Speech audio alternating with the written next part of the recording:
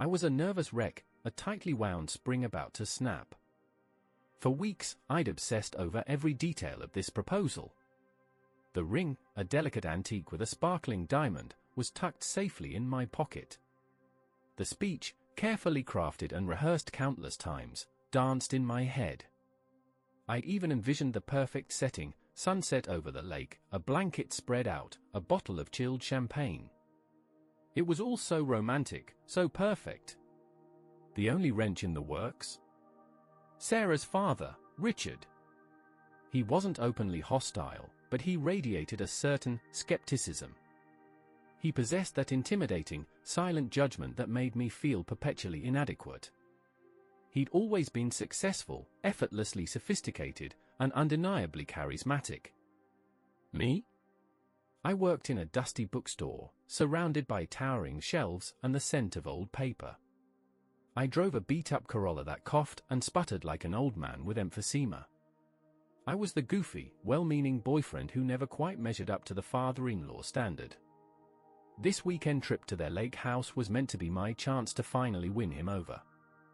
Quality time, engaging conversation, maybe even discover a shared passion: fishing, grilling, anything. I fantasized about us bonding over cold beers, him offering a heartfelt blessing, and me finally feeling like a true member of the Thompson family. Instead, I felt like a clumsy imposter, constantly aware of Richard's presence, his watchful eyes, his subtle, almost imperceptible, disapproval. The lake house was breathtaking, a sprawling cedar sanctuary nestled amidst towering pines, overlooking the serene, glassy expanse of the lake. Sarah's mom, Elizabeth, was a warm, effusive woman who immediately put me at ease. She fussed over me, ensuring I had everything I needed, filling the air with light conversation and genuine smiles. Sarah herself was radiant, her smile a beacon that could chase away any shadow. But Richard remained a distant star, a cold and unapproachable presence. He greeted me politely upon arrival, but retreated to his study shortly after, emerging only for scheduled meals and brief, stilted conversations. The entire weekend felt like navigating a minefield of awkward silences and forced smiles. I couldn't shake the feeling that he simply didn't believe I was good enough for his precious Sarah. The harder I tried to impress him, the more spectacularly I seemed to fail. At dinner on Friday, I managed to spill a glass of red wine down his impeccably tailored linen shirt. Saturday morning, while attempting to showcase my fishing prowess, I hooked a tree instead of a fish, nearly yanking the rod out of his hands. And, to top it all off, I accidentally addressed him as Mr. Thompson instead of Richard during a casual conversation about the local baseball team. Each misstep was met with a silent, raised eyebrow, his lips pursed in an expression of quiet disappointment. I felt like a complete and utter fool. Saturday afternoon, Sarah, bless her heart, suggested a family outing on the lake in their speedboat. A chance to relax, bask in the sun, and perhaps, just perhaps, strike up a decent conversation with Richard, I thought, clinging to a fragile sliver of hope. We packed a cooler full of ice-cold drinks and a basket brimming with snacks, then eagerly climbed aboard the sleek, mahogany speedboat. The sun blazed down on the water, transforming the lake into a shimmering tapestry of azure and gold. Sarah, animated and carefree, sat in the front of the boat, chatting and laughing with her mother, while I found myself relegated to the back, seated awkwardly next to Richard, the oppressive silence between us as vast and deep as the lake itself. Determined to break the ice, I launched into a series of carefully chosen conversation starters. I inquired about his demanding work as a corporate lawyer, delicately probing for details that might spark some common ground. I attempted to elicit his thoughts on the upcoming local elections, hoping to engage him in a stimulating political debate. I even ventured to ask his opinion on the recent performance of the local sports teams, feigning an interest in baseball that I certainly didn't possess. But to my utter frustration, each attempt was met with short, curt answers, delivered with a dismissive air that effectively shut down any further discussion.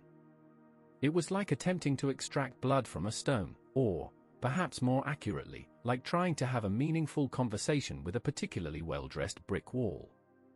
Finally, after what felt like an eternity of strained silence, Richard turned towards me, his eyes narrowed, his gaze sharp and piercing, and delivered the question I had been dreading all weekend. "So, Michael," he said, his voice low and measured, "what exactly are your intentions with my daughter?" I froze, my heart leaping into my throat like a frantic bird trapped in a cage. This was it. The moment of truth. The culmination of weeks of meticulous planning and agonizing self-doubt. The moment that would either seal my fate as Sarah's future husband or condemn me to eternal bachelorhood. I had rehearsed this speech 100 times in the mirror, perfecting every nuance, anticipating every possible objection.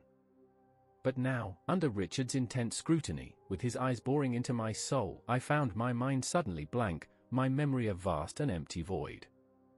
"Richard, I love Sarah," I stammered, the words tumbling out in a rush of nervous energy. My palms were sweating profusely, clinging uncomfortably to the smooth leather of the boat seat. "I think she's an incredible woman, and I want to spend the rest of my life with her, making her happy." He regarded me with a cold, detached stare, his expression unreadable, giving absolutely nothing away. "Love is a strong word, Michael," he said, his voice devoid of any warmth or emotion. "It takes more than just love to build a successful life together. It requires ambition, drive, financial security. Do you honestly believe that you can provide that for her?" I felt my face flush with a surge of anger, a defiant heat rising within me. Who was he to judge me? To question my worth? I may not be rolling in money, but I was a hard-working, honest individual, and I would do absolutely anything to make Sarah happy, to provide her with the life she deserved. "I may not have a lot of money right now, Richard," I retorted, my voice laced with a subtle edge of defiance, "but I can offer her something far more important, my unwavering love and support. I'm willing to work hard, to dedicate myself to our future, to make her dreams a reality." He scoffed, a dismissive sound that grated on my nerves. "Love doesn't pay the bills, Michael," he said, his tone dripping with condescension. "And it certainly doesn't guarantee success."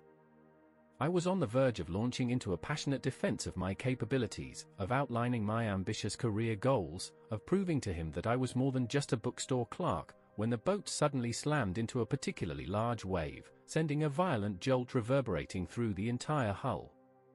I lost my balance, flailing wildly, my arms windmilling in a desperate attempt to regain my equilibrium.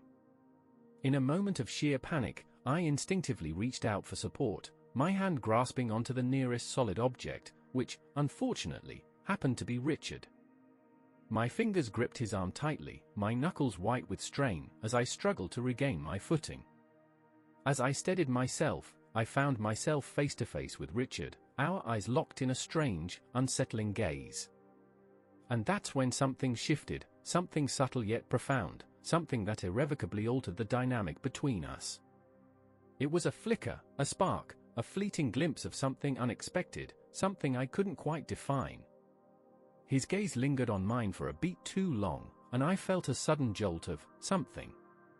Not disgust, not disapproval, the emotions I had come to expect from him, but something else entirely.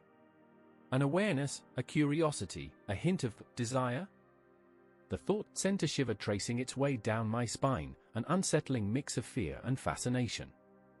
He quickly broke eye contact, clearing his throat with a self-conscious cough. "Careful there," he said, his voice noticeably lower, huskier than before. The air between us felt thick, heavy with an unspoken tension, a palpable energy that crackled like static electricity. We sat in strained silence for what felt like an eternity, the only sounds the rhythmic hum of the boat's engine and the gentle lapping of the waves against the hull. I couldn't shake the feeling that something had fundamentally changed, that the delicate balance of power between us had subtly shifted.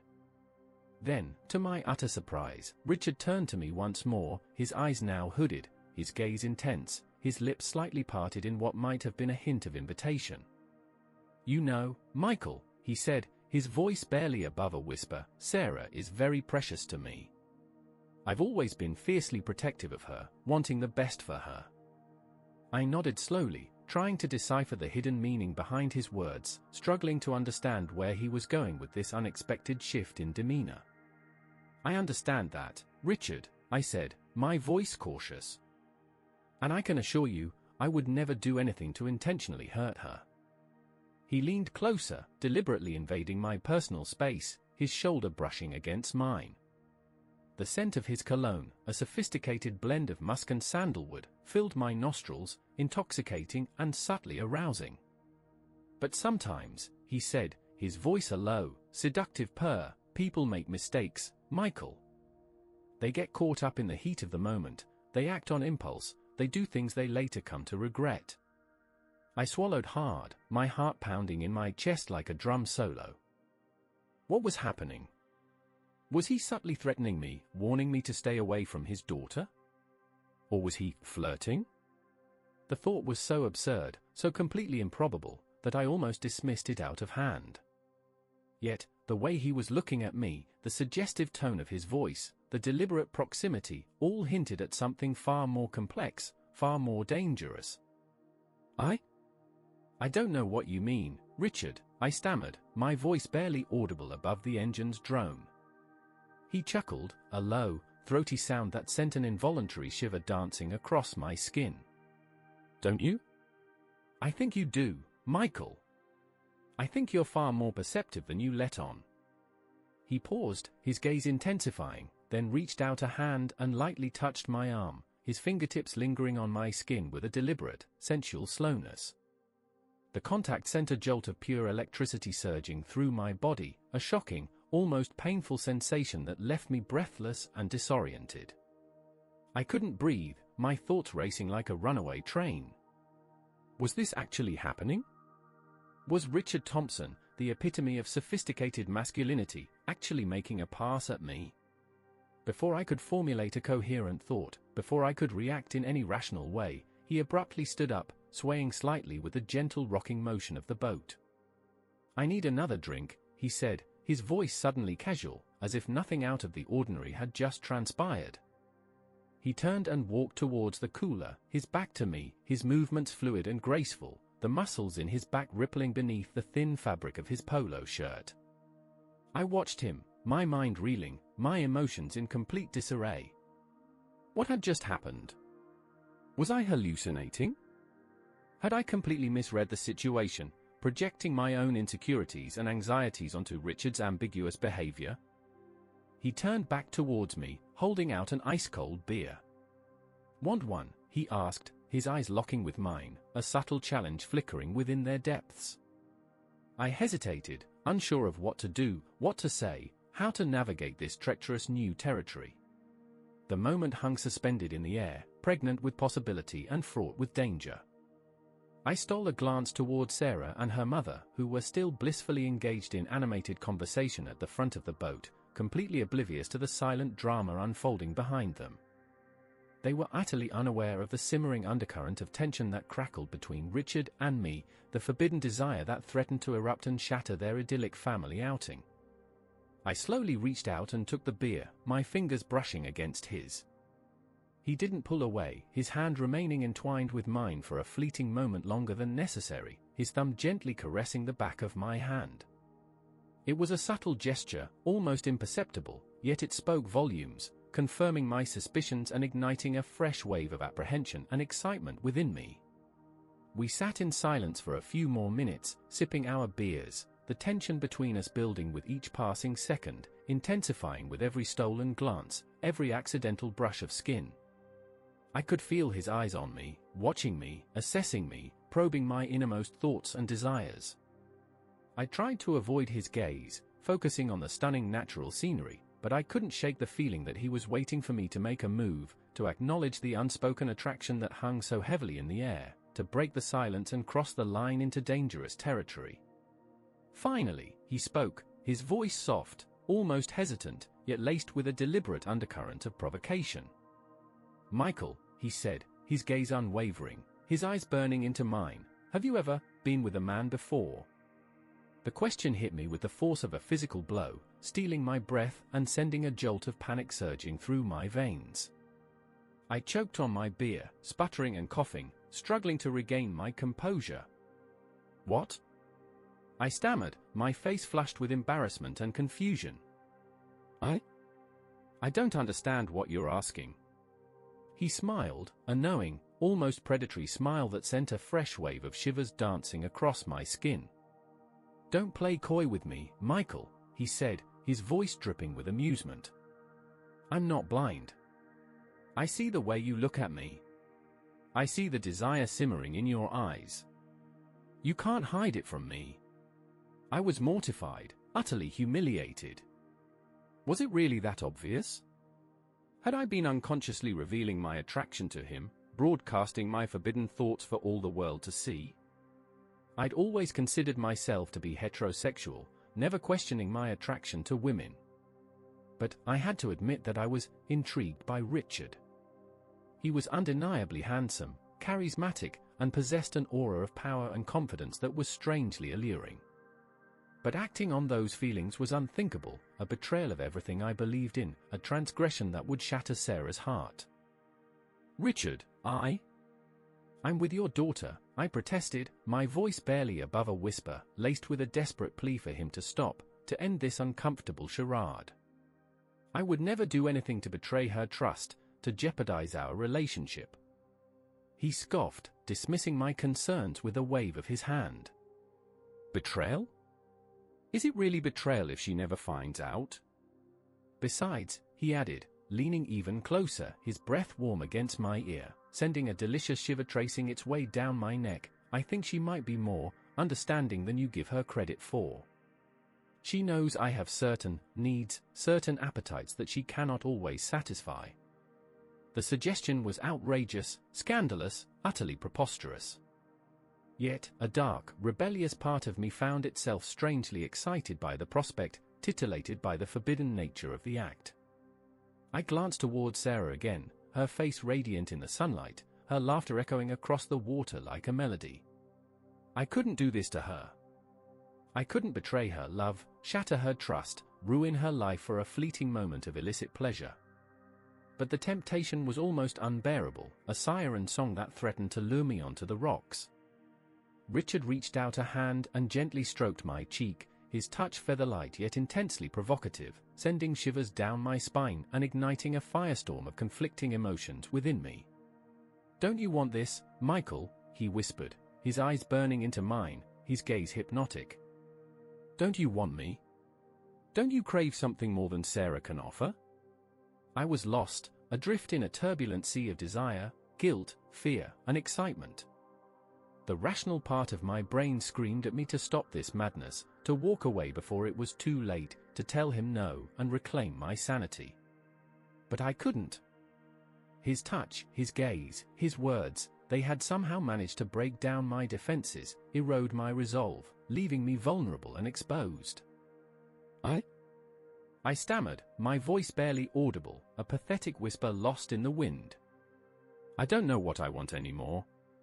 He smiled, a triumphant smile that revealed a glimpse of the ruthless ambition that lay beneath his polished facade. Then let me show you, he said, and before I could summon any remaining shred of resistance, he leaned in and kissed me. His lips were soft, warm, and surprisingly insistent, pressing against mine with a gentle yet undeniable force.